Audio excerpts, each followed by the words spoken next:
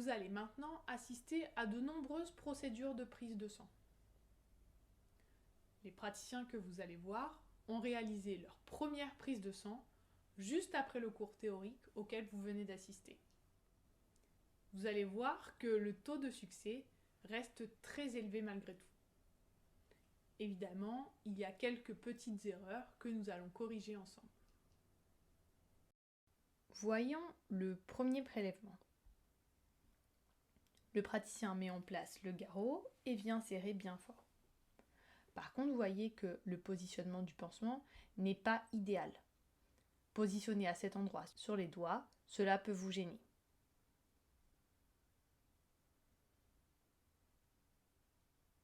Le praticien vient ensuite palper à l'intérieur du M pour trouver la veine la plus volumineuse, la plus facile à ponctionner. Il vient ensuite placer son guide et dessiner les points de la façon la plus précise possible.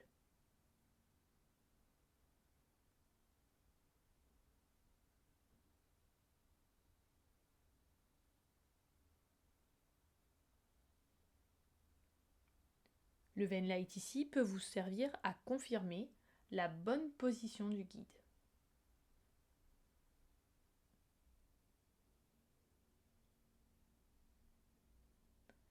La protection plastique de l'aiguille est retirée par vos mouvements de rotation et le praticien va venir, plutôt avec le pouce qu'avec les autres doigts, tendre la peau toujours à 10 cm. Utilisez le pouce pour être plus efficace. On aperçoit du reflux dans la tubulure et donc le pansement adhésif peut être mis en place. De cette façon-là, l'épi crânienne est stabilisée. Les tubes sont connectés et leur remplissage est rapide. Il est inutile ici de tenir l'épi crânienne. C'est exactement le rôle du pansement adhésif.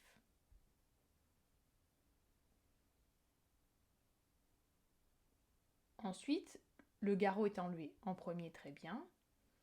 Mais par contre, pour le pansement, servez-vous de l'encoche que vous avez réalisée pour retirer le pansement plus facilement.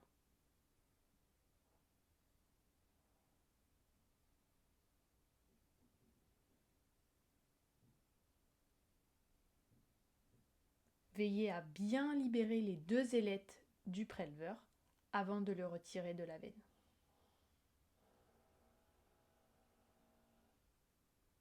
Et ensuite, comprimer pour l'hémostase.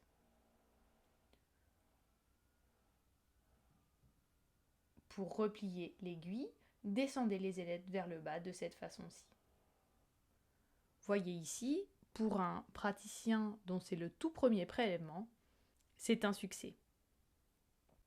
Voyons à présent un deuxième prélèvement. Le pansement est déjà mis en place et le garrot est positionné au-dessus du pli du coude et bien serré.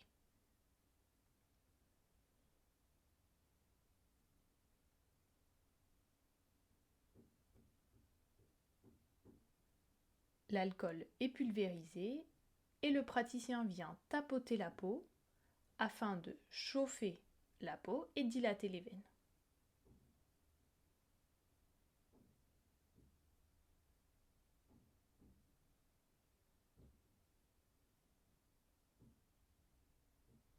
Il prend ensuite son feutre fin pour venir dessiner son vein guide.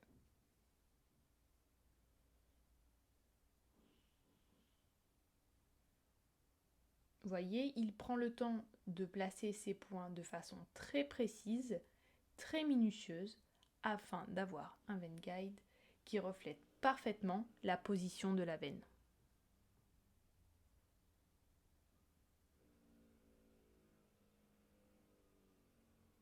Le Venlight vient confirmer la précision du guide et on voit que les points sont bien placés parfaitement au milieu de la veine.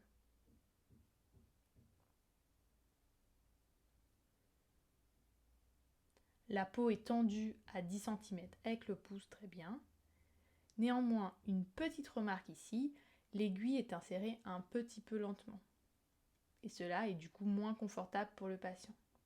Si vous êtes sûr de vous, vous pouvez piquer de façon plus rapide. Le reflux est présent et donc le pansement peut être positionné.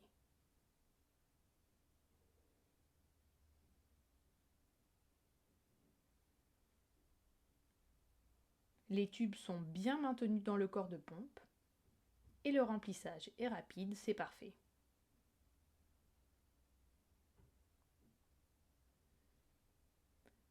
Faites attention lors du remplissage des tubes ou lors du changement des tubes à ne pas tirer sur la tubulure. Vous risqueriez de désinsérer l'aiguille. Le garrot est retiré, c'est maintenant au tour de l'aiguille.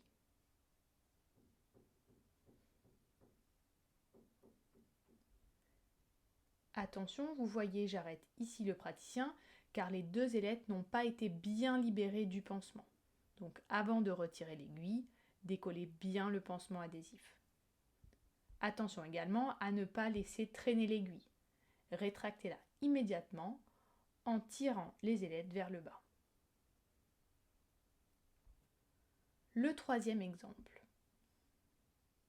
Le garrot est mis en place et bien serré et le pansement est déjà collé au niveau de la main. L'alcool est pulvérisé et la peau est tapotée. Voyez qu'ici les veines sont très visibles et il est inutile de demander au patient de serrer le poing.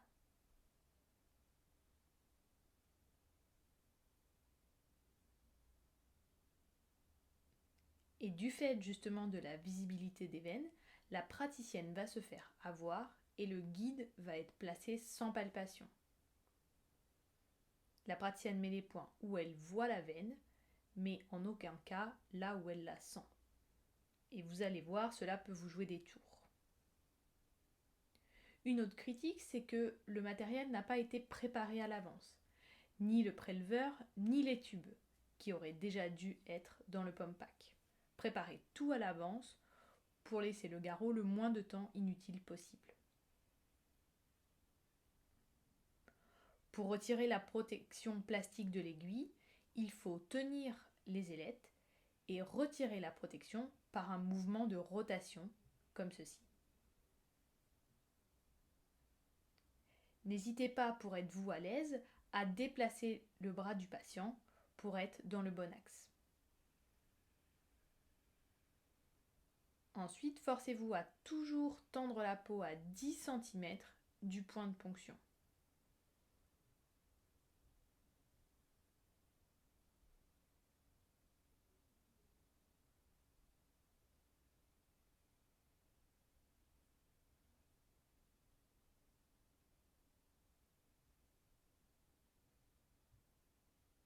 La praticienne ponctionne, on aperçoit du sang dans la tubulure, elle va donc pouvoir stabiliser le préleveur avec le pansement.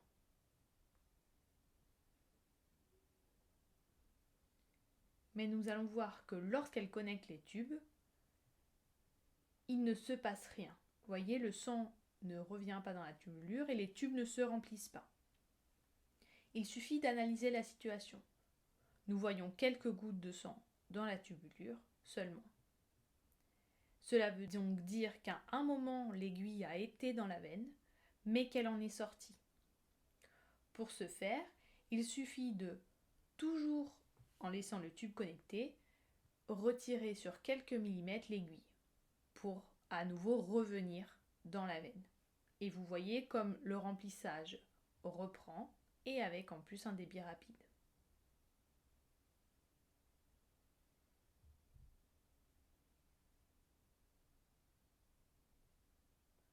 Quand cela vous arrive, il suffit d'analyser la situation. Si vous n'avez que quelques gouttes de sang, c'est que vous êtes sorti de la veine. Il suffit donc soit de vous retirer de quelques millimètres, soit de corriger l'axe si l'axe n'était pas bon. Le garrot est ensuite retiré et le pansement va être décollé, mais seulement partiellement. Vous voyez ici, j'arrête la praticienne qui allait retirer l'aiguille en arrachant le pansement. Il faut bien libérer les ailettes avant de retirer l'aiguille. Vous pouvez ensuite comprimer sur le point de ponction et demander au patient de plier le bras. Voyons le prélèvement numéro 4 à présent. On voit que le pansement a déjà été préparé sur le dos de la main et le garrot est mis en place et bien serré. L'alcool est appliqué et la peau est bien tapotée. De cette façon-là, les veines sont le plus dilatées possible et donc les plus faciles à ponctionner.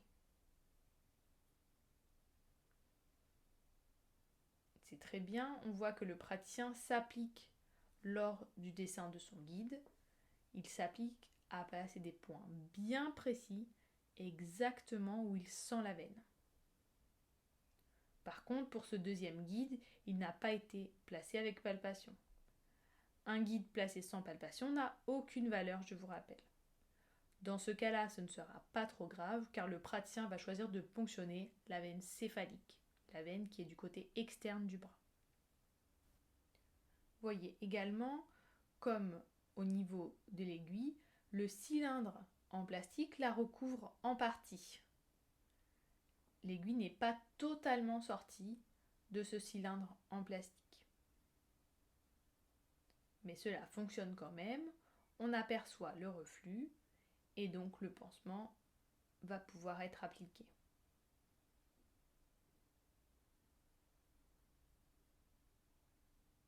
Voyez, de coller le pansement de cette façon-ci, vous sécurisez l'abord veineux. Même en bougeant la tubulure, l'aiguille, elle, ne bouge pas.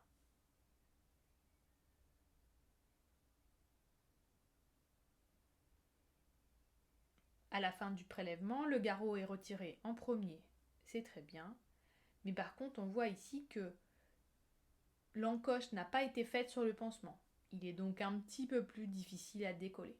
Préparez toujours l'encoche au tout début de la procédure pour faciliter le retrait du pansement à la fin. Préparez le doigt pour pouvoir comprimer dès que l'aiguille est sortie de la veine. Vous pouvez après demander au patient de plier le bras pour l'hémostase. Pour rétracter l'aiguille, il faut que les ailettes soient ouvertes, de façon à les faire coulisser vers le bas de cette façon-là. Voyons maintenant un 5e prélèvement. On voit que le pansement a déjà été préparé et la praticienne installe le garrot autour du bras du patient tout en serrant bien fort, c'est parfait.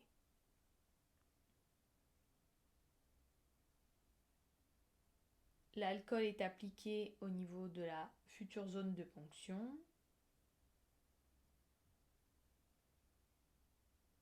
Et le tapotement est bien efficace, il permet de vraiment chauffer la peau et dilater les veines.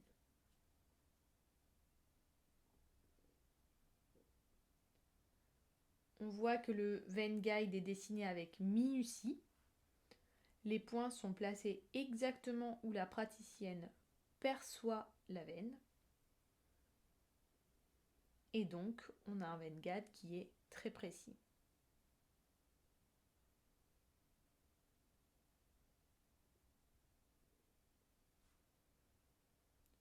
Lorsque vous n'êtes pas exactement dans l'axe de la veine, n'hésitez pas à déplacer le bras du patient afin d'être vous dans le bon axe.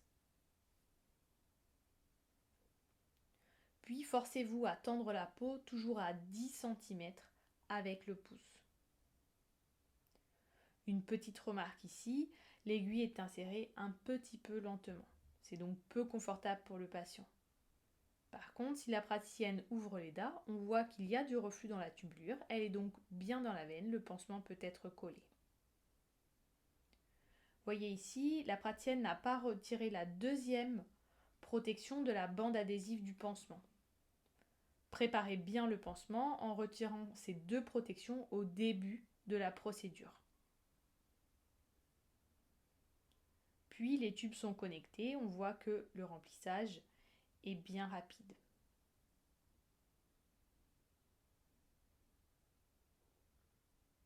Ici, il est inutile de tenir l'épi crânienne, encore une fois, c'est le pansement qui joue ce rôle. Le garrot est retiré et le pansement adhésif va être décollé afin de libérer les ailettes de l'aiguille et de pouvoir la retirer facilement. Après, on peut demander au patient de comprimer la zone de ponction et de plier le bras. Le 6e prélèvement. Encore une fois, le pansement est déjà prêt à l'emploi et le garrot est bien serré.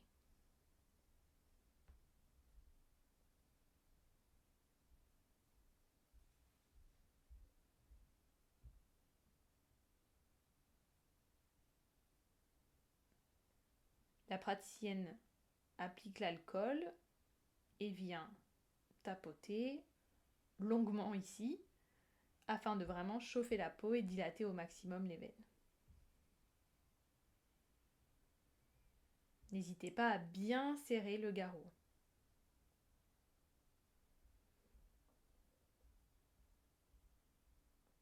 Et la recherche de la meilleure veine à ponctionner est réalisée à l'intérieur du M veineux.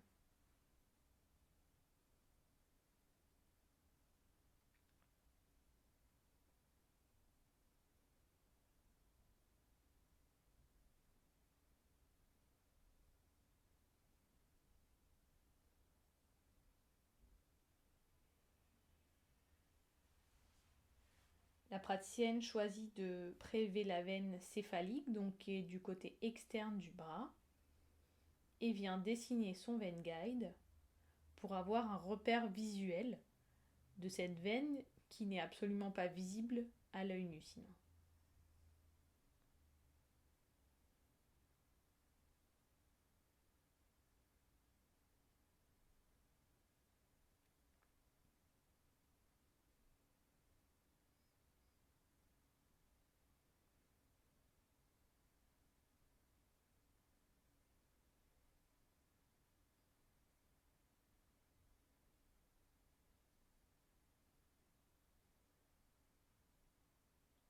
Elle prend le temps de vérifier que ses points sont exactement à l'endroit où elle sent la veine.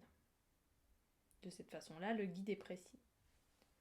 Une autre remarque, encore une fois, le matériel n'a pas été préparé à l'avance, ni le préleveur, ni les tubes.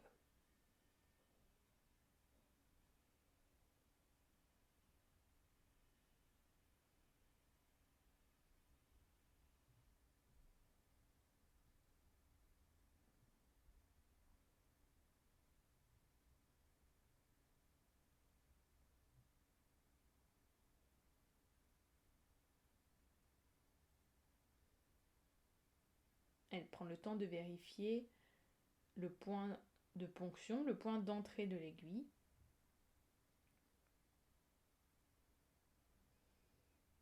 Et, je vous le répète, la peau doit être tendue avec le pouce et à environ 10 cm.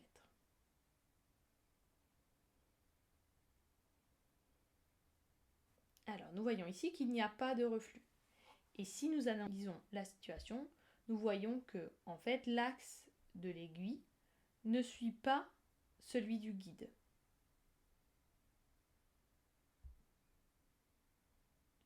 La praticienne a piqué sûrement au bon endroit, mais n'a pas du tout suivi son veine guide. Dans ces cas-là, il est souvent assez difficile de corriger l'axe. Vous voyez, elle a essayé, mais elle n'est pas assez sortie, elle ne s'est pas assez reculée pour pouvoir vraiment corriger l'axe. Donc dans ces cas-là, n'hésitez pas à repalper au-dessus pour voir exactement où est votre veine. Et voyez, comme je vais faire, à bien tendre la peau, toujours à 10 cm, et sortir assez pour pouvoir vraiment corriger l'axe.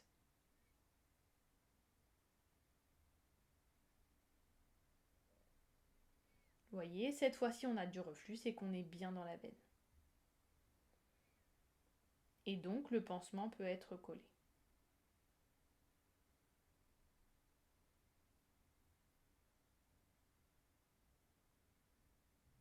Attention, plus vous mettez du temps à coller le pansement et plus votre préleveur peut bouger. La preuve ici, en connectant les tubes, on voit que le remplissage est lent et donc l'aiguille ne doit pas être parfaitement dans la veine, mais peut-être juste à son entrée. Donc vous voyez, on va corriger cela en se replaçant un petit peu plus en profondeur pour se remettre bien au milieu de la veine. Et cette fois-ci, le remplissage est rapide, c'est parfait. Vous voyez, si vous n'avez pas de reflux, je vous l'ai dit, analysez la situation. Vous verrez tout de suite, si votre aiguille ne suit pas votre guide, c'est que vous n'êtes pas dans la veine.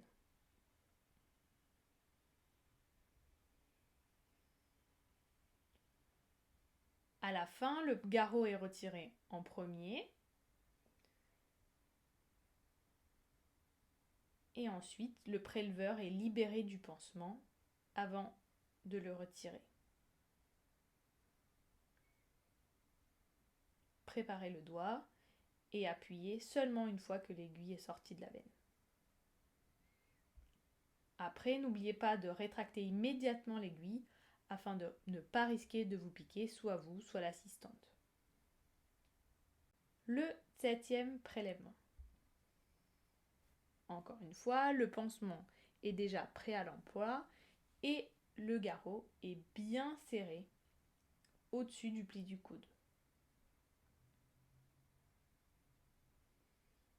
Le praticien vaporise son alcool et vient bien tapoter la peau afin d'augmenter la température localement et augmenter le volume des veines. Une petite remarque, encore une fois, le guide est placé sans palpation et donc n'est absolument pas précis. Pour prélever, utilisez plutôt le pouce pour tendre la peau. Cela est plus efficace. Mais cela peut quand même fonctionner, on voit du reflux et donc le pansement peut être appliqué.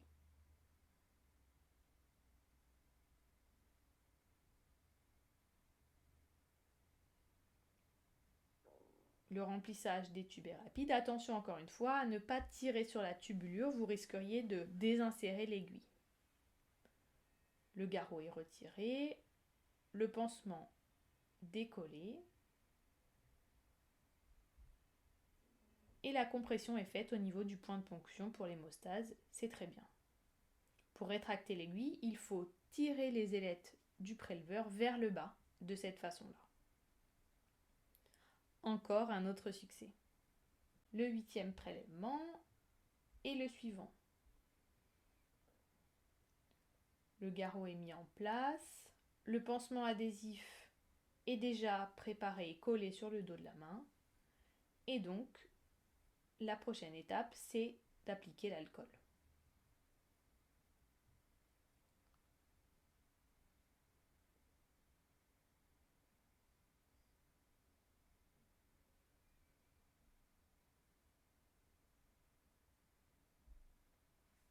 Le guide est placé de façon précise et minutieuse. Et voyez comme grâce au Vein Guide, on a vraiment un repère visuel de la veine.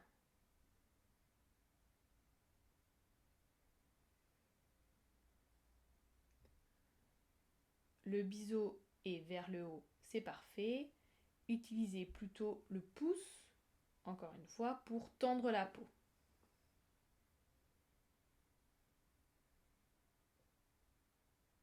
Attention à bien appliquer immédiatement le pansement sur le préleveur après la ponction. Ici, ça a légèrement bougé au niveau de l'épique crânienne, mais heureusement, l'aiguille n'est pas sortie de la veine.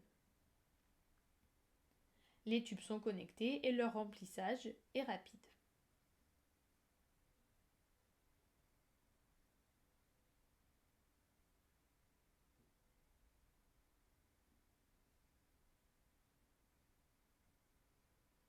À la fin du prélèvement, la première étape est de retirer le garrot, très bien,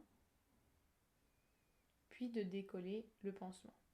Attention, encore une fois, à bien libérer les ailettes du préleveur avant de retirer toute l'aiguille épicrânienne. Puis, n'oubliez pas de bien comprimer le point de ponction pour l'hémostase.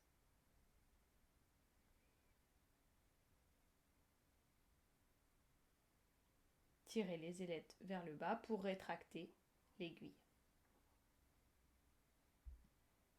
Et enfin, le 9e prélèvement. On voit que le pansement est déjà collé et le garrot est mis en place. N'hésitez pas à bien serrer fort.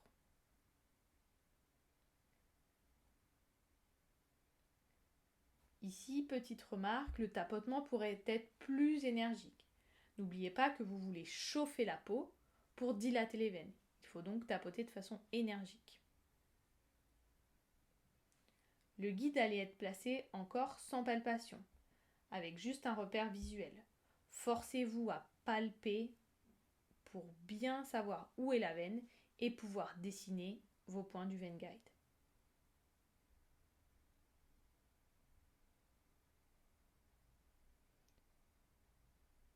La peau est tendue à 10 cm, très bien. Par contre, il y a des points d'appui. Il faut replier les doigts et ne pas avoir de point d'appui dans le cadre d'une prise de sang.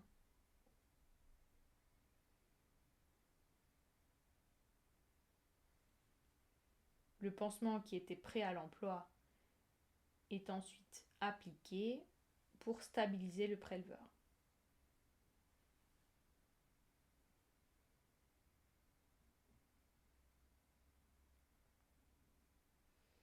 Ici, il ne sert à rien de tenir ou d'appuyer sur le pansement.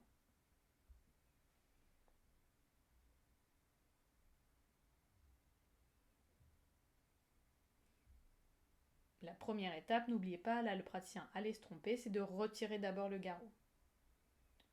Puis de bien décoller le pansement pour retirer l'aiguille et d'appuyer sur le point de ponction. Vous avez compris que ce protocole est simple et facilement reproductible. Il est évident que vous rencontrerez au début quelques difficultés.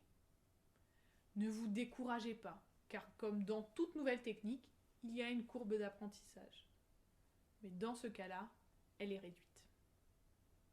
Bien évidemment, je reste à votre disposition pour répondre à toutes vos questions sur l'adresse suivante: info@prf-education.com. Maintenant, à vous de jouer.